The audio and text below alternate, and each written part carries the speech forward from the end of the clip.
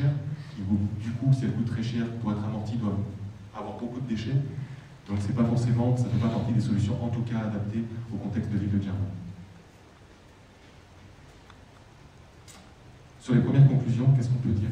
La gestion des déchets, c'est une nécessité. On n'a pas le choix. Qu'on le veuille ou non. Qu'on soit d'accord pour traiter nos déchets, pour les trier, on ne peut pas faire autrement. Voilà, on est tenu par ça. Et vous touchez du doigt la difficulté qu'il y a avec le contexte aujourd'hui. Les choix d'aujourd'hui engagent sur des moyens termes. C'est-à-dire que le projet, la réflexion qui est menée par les communes aujourd'hui, c'est pas pour faire un projet d'1 an ou de 2 ans. C'est un projet qui va engager dans la durée. Donc la réflexion, elle est nécessaire. Le temps a été pris depuis quelques années de voir ce qu'il est possible de faire. Aujourd'hui, les orientations qui sont proposées justement auprès du gouvernement et de l'État engagent sur des moyens termes. Et dernier point, quelle orientation pour l'île de Djerba? C'est ce qui va vous être présenté un petit peu par la suite. La priorité organique par rapport à la production, et par rapport aussi au fait que les hôtels, sur une centaine de points de production, on a à peu près la moitié de la production de l'île. Et donc on peut toucher en quelques points une organisation logistique, bien évidemment, à mettre en œuvre, mais plus simple que si on touche 60 000 points, 70 000 points de collecte pour les particuliers. Et ça permet, c'est un facteur qui peut faciliter la mise en place du projet. J'essaie de faire rapide, je passe la parole à M. Montib et Abdallah pour la présentation. 20% de la quantité totale collectée, ça provient des hôtels, alors que Midoun, c'est presque 58% compostable. Les déchets verts, presque 5000 mètres cubes. Pour le verre, presque 2000 tonnes de déchets. Pour le carton, presque 3000 tonnes. Pour le plastique aussi, ce sont des déchets donc recyclables, presque 3000 tonnes. Et pour les autres, c'est 6000 tonnes. Donc on voit presque la majorité de la quantité de nos déchets sont vraiment des déchets organiques. Ça, c'est pas pour les hôtels uniquement. Ça, c'est les déchets, tous les déchets à Djerba. Ici, bon, total 65 mois, c'est la durée de fonctionnement de la décharge, parce que la décharge a commencé en mai 2007, jusqu'à presque septembre maintenant 2012. Bon, les quantités de déchets mis à la décharge, presque 250 000 tonnes de déchets. Donc avec un réel de 46 000 tonnes. Pour Midoun, on collecte presque 21 000 tonnes de déchets par an. En dessous, 18 000 tonnes. Et pour Egine, aussi, les déchets d'océan sont vraiment valorisables, donc compostables. Et pour l'habitation, ça représente presque 32% de la quantité des déchets. Industriels, bon, c'est presque 1000 tonnes par an. Bon, pour la gestion des déchets à Djerba, donc l'île de Djerba comporte, bien sûr, ça fonctionne avec la décharge qui est maintenant fermée. On a 3 centres de transfert, un centre de transfert pour chaque commune. Les communes donc, font le prélèvement et le transport vers le centre de transfert. Puis du centre de transfert vers la décharge et le traitement des déchets, c'est assuré par l'Agence nationale de gestion des déchets. Donc c'est la décharge, ce sont des casiers imperméables. Il y a récupération de l'exivia, donc il y a traitement de l'exivia. Aussi, il y a torchage des gaz. Bon, malgré ça, il y a des nuisances, surtout au niveau d'air, surtout dans la région de Gala. Puis, nos déchets sont vraiment très riches en matière organique, c'est très humide, donc ça pose vraiment pour les traitements, ça pose beaucoup de problèmes. Les défis donc, de la gestion des déchets, donc la composition des déchets vraiment qui est très riche en matière organique et très humide, donc surtout les déchets du restaurant de la zone touristique. Donc l'air collecte, on trouve des difficultés même pour la collecte avec les pentacèses, avec le versement de l'exivia, donc un peu partout. On a un problème aussi des déchets de jardin, de construction, des déchets recyclables comme le verre, le plastique, le carton, vraiment qu'on ne fait pas un effort ici à Djerba pour les traiter, donc on les trouve parfois dans la nature. Aussi, on a un problème avec les habitations qui vraiment ont tendance à se débarrasser de leurs déchets donc près des conteneurs, parce que la commune normalement collecte les déchets ménagers, mais on trouve maintenant les déchets encombrants, les déchets de jardin, les déchets de construction qui vraiment cette situation engendre une grande pollution dans l'eau, donc dans le jardin. C'est un grand problème pour l'île. Les hôtels aussi avec les déchets donc, qui sont essentiellement des déchets de cuisine et des restaurants et qui posent vraiment un problème pour la collecte et pour le traitement. Donc on trouve donc, les déchets vraiment c'est plein de liquide et tout ça. Donc ces problèmes vraiment nous ont poussé à penser à trouver des solutions pour une gestion intégrée donc, et durable des déchets dans l'île de Djerba. On a pensé avec le concours du département de l'Europe à vraiment minimiser les déchets donc, mis à la décharge et surtout valoriser la quantité. Donc, la plus importante, c'est les déchets organiques. Donc. Au début, on travaille avec les hôtels parce que c'est facile d'organiser le tri. Après, donc, on pense aussi faire la sensibilisation au niveau des habitants et du restaurant et donc et tout. Bon, le problème aussi, bon, pour faire parce qu'on a pensé à un grand projet de compostage, pour faire ce projet, il faut donc voir le lieu où faire ce projet, parce que les gens maintenant à Djerba, c'est un problème, on pense à tout projet de gestion des déchets sur l'île. Donc on a vraiment un défi sur le choix. Bon, on a commencé les discussions avec les habitants pour pouvoir installer ce grand projet. Pour ce faire, on a aussi, donc, je vais parler après peut-être des stations de pilote de compostage. Donc nous avons pensé pour traiter le déchet, donc, au niveau de nuisance. Il y aura aussi après des chaînes de tri. On va essayer de trier le plastique, surtout le fer, l'aluminium. Et après, bon, on aura pour le tri, le plastique, donc tout ce qui est plastique, tout ce qui est verre, donc ça sera acheminé pour le recyclage. Le résidu, bon, c'est un compost, mais c'est de qualité médiocre. Donc, on peut, mais ça ne pose pas de problème au niveau d'air, ni de lixivia, ni rien, donc c'est un produit inerte. On peut l'utiliser après soit pour l'enfouissement ou bien comme combustible pour les cimenteries, tout ça, donc pour le boucher de ce produit. Et là, on aura, pour le compostage, on aura du compost vraiment de bonne qualité. Là, on peut l'utiliser donc avec les hôtels, donc c'est avec les jardins bibliques, aussi avec les agriculteurs. Ici, donc, du global du projet. Donc, ici, il y aura donc, pour la réception de déchets et la phase de fermentation où il y aura des problèmes de terre, c'est fermé. Mais après, donc, ce sont des engins à l'air libre.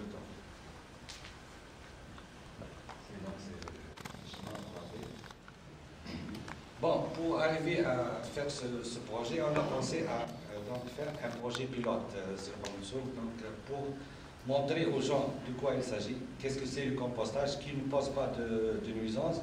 On a vraiment fait ce projet à Honsouk, donc au centre-ville, dans la région de Kaouli. Bon, on a eu quelques réticences au niveau des habitants au début, mais maintenant, vraiment, ça va. Ils ont vu qu'il n'y a pas vraiment de nuisance au niveau hôtel. Ça, donc, c'est la station. C'est une petite station avec 4 casiers. Ça, où on peut, donc, il y a donc injection de l'air dans ces casiers. Il y a une purification aussi. Donc, ça, on fait les déchets. Donc, on prend les déchets des hôtels, les déchets organiques, on les mélange avec des déchets verts broyés pour un pourcentage.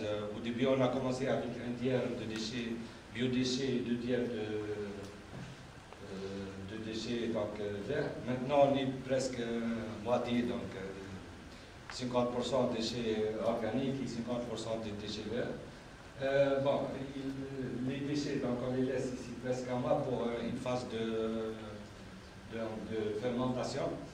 Il y aura donc l'aération forcée. Aussi, il y a une aération mécanique, donc il y a un retournement d'un case à case avec une chargeuse pour bien aérer le taille pour que les micro-organismes puissent dégrader la matière organique. Bon, l'objectif de cette station, c'est vraiment accélérer un programme de formation. On a commencé aujourd'hui avec les hôteliers. On va faire la même chose avec les écoliers, avec les habitants, donc, avec les associations. On va inviter tout le monde pour leur montrer donc, le but de ce projet et pour les initier un peu les sensibiliser pour le tri de déchets donc, à la mort. Parce que la réussite d'un projet, c'est vraiment il faut faire un tri rigoureux. Sinon, on aura des problèmes parce que les déchets, donc, ça arrive, on ne fait pas un tri, donc on les amène tous, donc on aura besoin vraiment de déchets triés. Ici, dans le processus de compostage, il y a donc les biodéchets, les déchets verts, on fait un mélange, puis il y a une phase de fermentation pendant un mois, puis il y a donc on les sort de ces casiers, on les laisse à l'air libre pour une phase de matération qui dure presque un mois aussi. Puis il y a un tamisage parce qu'il faut enlever les éléments grossiers, donc, parce que c'est un mélange entre déchets verts un peu grossiers et des déchets organiques. Puis on les laisse presque un mois de matération. Donc au bout de 3 à 4 mois, on aura un produit fini. Donc maintenant, on a commencé notre projet au mois de novembre presque. Donc on a les premiers tas maintenant qui sont à l'état de fermentation, la première matération. Il y aura donc, après tamisage, et on va faire bien sûr les analyses nécessaires pour voir un peu la qualité du compost. Donc ici, l'emplacement de la station, vous voyez, c'est vraiment à Ronso, c'est près de l'entité. Vraiment, ça ne cause pas de problème. Bon, les composantes du projet, ce petit projet, c'est financé par la GIZ. Donc, pour les composantes de ce projet, il y aura la communication et formation, il y a des travaux d'infrastructure, des équipements, bien sûr, dans ce centre, il y a création d'emplois. Donc, on a 5 ouvriers qui travaillent maintenant à plein temps dans ce centre. Et bien sûr, il y a le suivi et l'assistance technique. Bon, il y a eu des travaux de terrassement donc, pour ce projet. Il y a des travaux d'étanchéité et de couverture de la plateforme. La construction locale de commandes et donc plateforme pour les équipements électriques. Donc il y a une installation électrique et aussi hydraulique. Il y a les casiers de compostage. Et un peu d'organisation. Donc ce que je vous propose, c'est de voir finalement quelque chose que vous connaissez, c'est la vie d'un déchet à partir du moment où il est livré à l'hôtel, c'est-à-dire là on a pris une cagette de concombre qui arrive à l'hôtel, qui est de la foulée stockée au niveau de l'économa.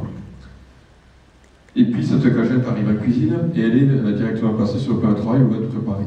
Donc là, ce qui est important de voir, et que vous ne voyez pas, puisque la photo est relativement sombre, c'est que ici, vous avez le plan de travail où les cuisinières préparent les légumes, et juste à côté, vous avez une poubelle qui est spécifiquement dédiée aux déchets organiques. Donc en fait, l'idée c'est de trier à la source, et donc c'est de mettre à disposition un bac déjà à l'endroit où la préparation se fait. D'après les cuisiniers, notamment sur le concombre, mais bon, d'autres légumes c'est pareil, une fois qu'il est préparé, on a déjà enlevé 25% du légume ou du fruit. Les épluchures, les branches, etc., ça représente 25%. Donc déjà à ce stade de la cuisine, on enlève 25% du concombre, et du concombre ou des autres légumes.